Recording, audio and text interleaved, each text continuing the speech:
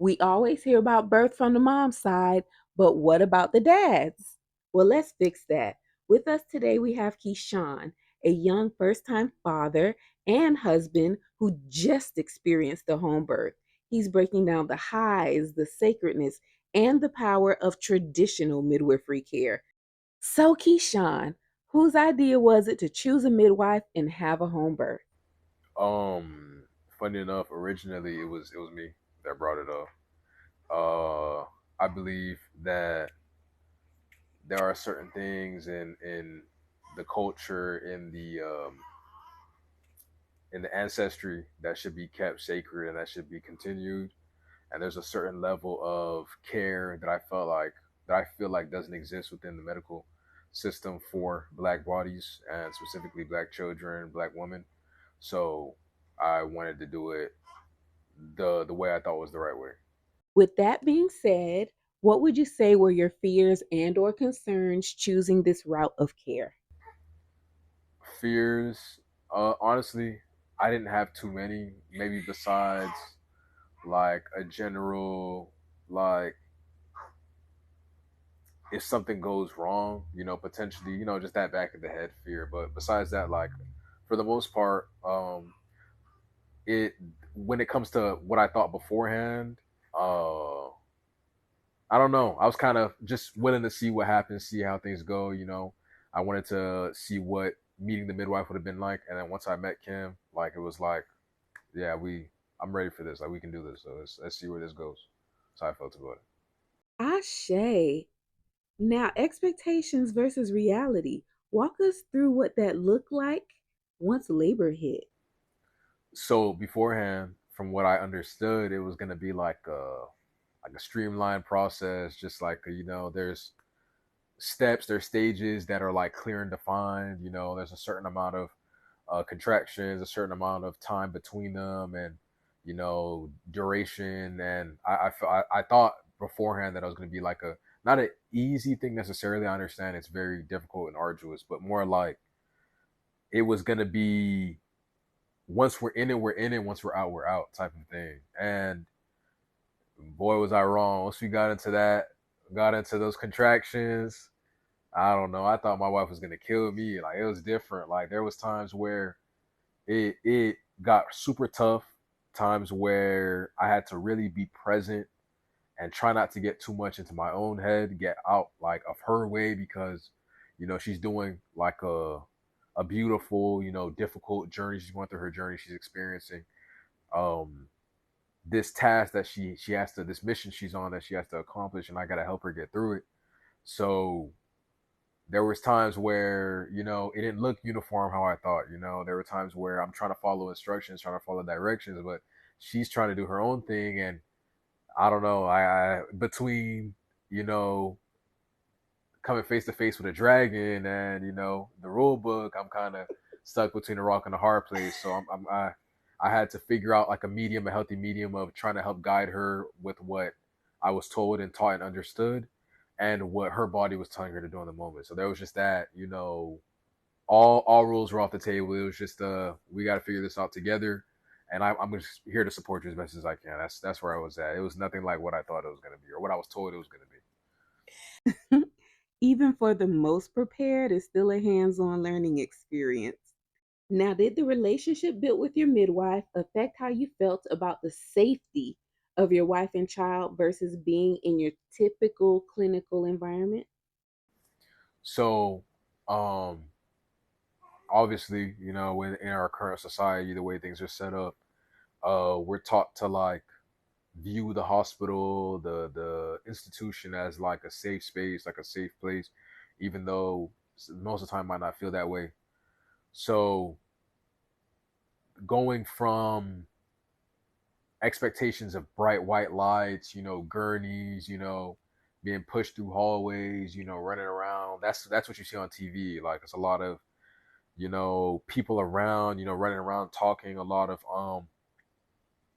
I don't know, a lot of in the moment, like chaos, like hectic, like type stuff. Experiencing having a midwife as a person who you connect with on a deeper level beyond just just the care itself. Like hospitals feel a little dismissive to sum it up, and having a midwife is more like, a friend slash teacher slash like care provider who is going to be there for you. Like, and when you need it, she's going to be there for you. And when you need the help, you need advice, you need, even comfort, she's going to be there for you and your partner. So that's where it's a big difference, and I appreciate the difference for sure. Oh, thank you. Now, here's one of my favorite questions. What did you favor most about prenatal visits? Uh, Kim is one of the like funniest people that I've met. She has a great energy.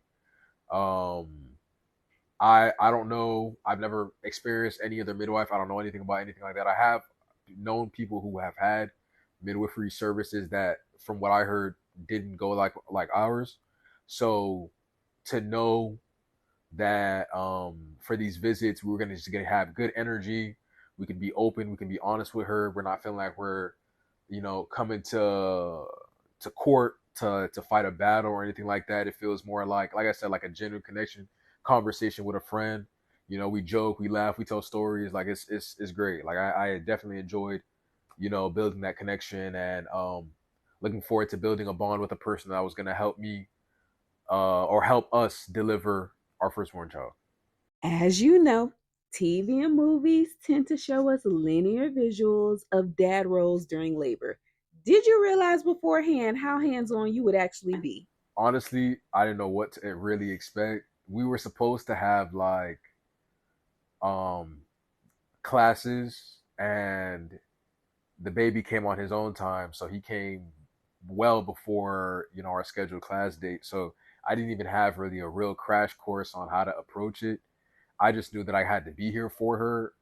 There's no TV show, no movie that tells you what to expect, that tells you what to like experience, especially because I mean, we're our own people. You're gonna be your own person. Your wife is your own person. The TV show can't imitate your wife. So I've never seen her in a mode like that. So it was different. It was different. That's all I can say. It was different. That's most I can say. It was definitely unexpected the amount she was gonna need me.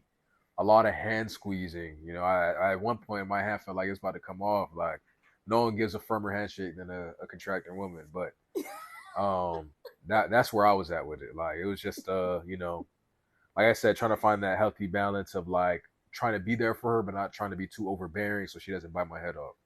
So that's where I was at. From my view, you did a phenomenal job.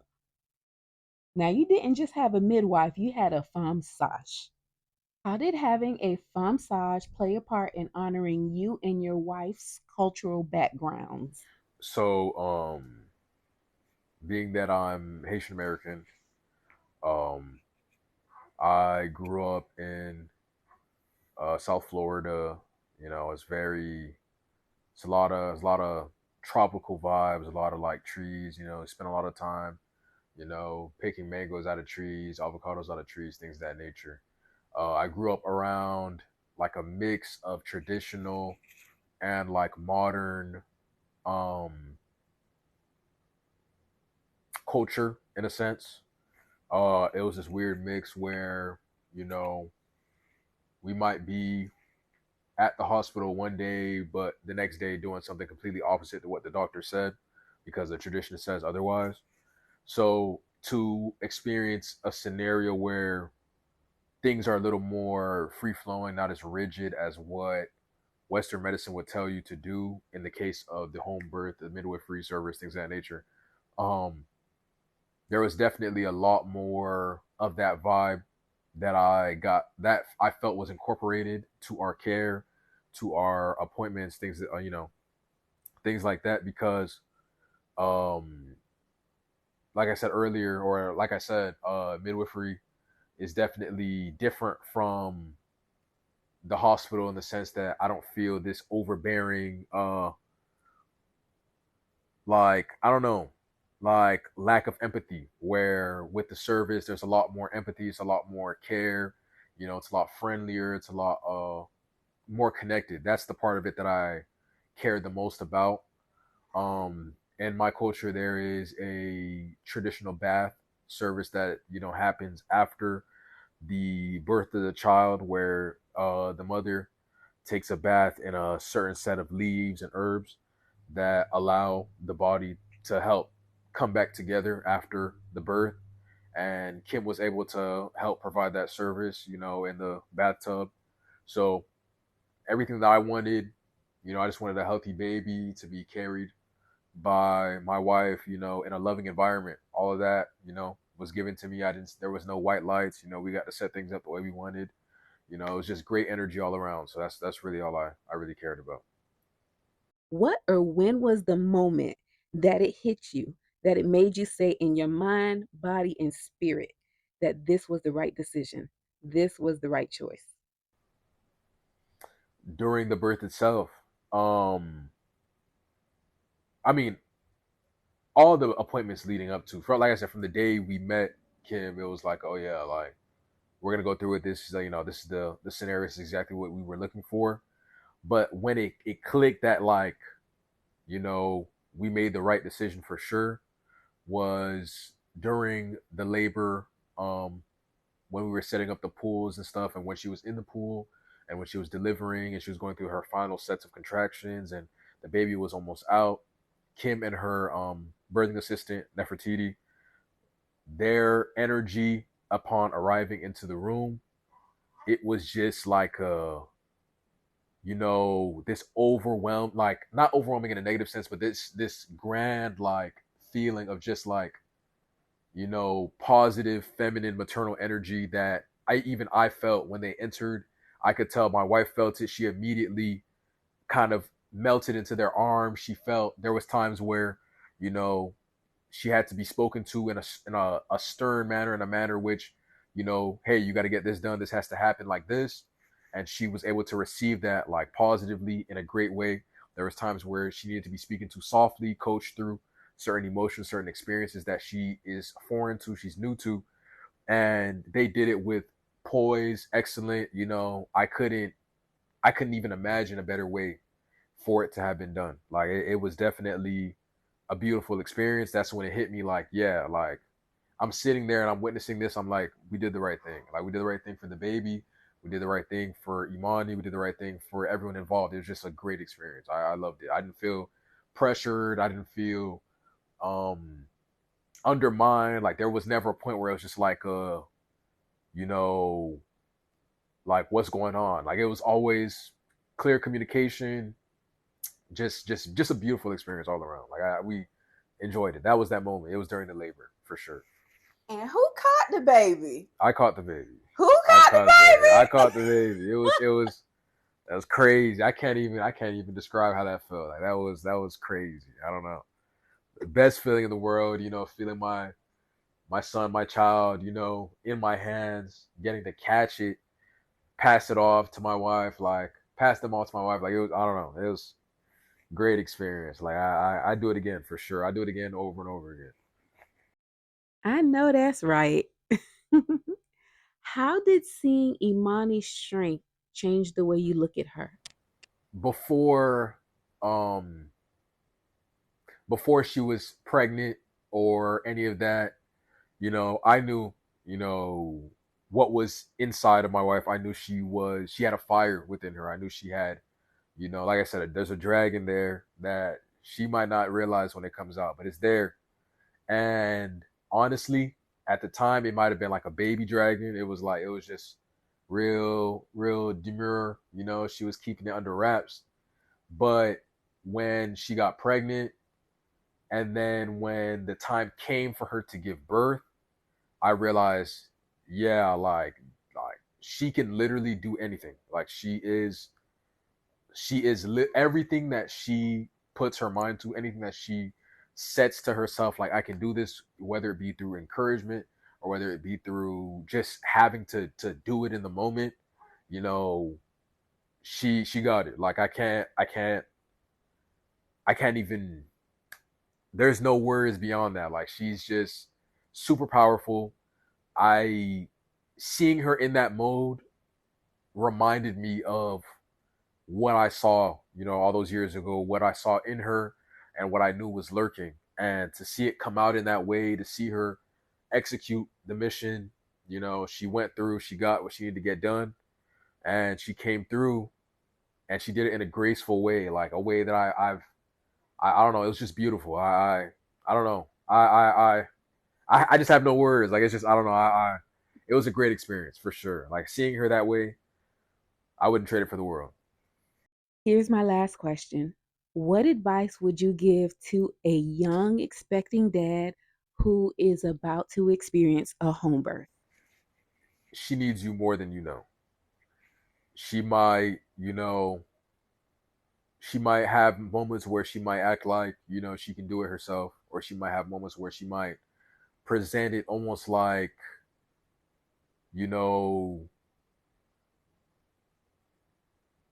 you aren't the biggest thing to her right then, but she needs you.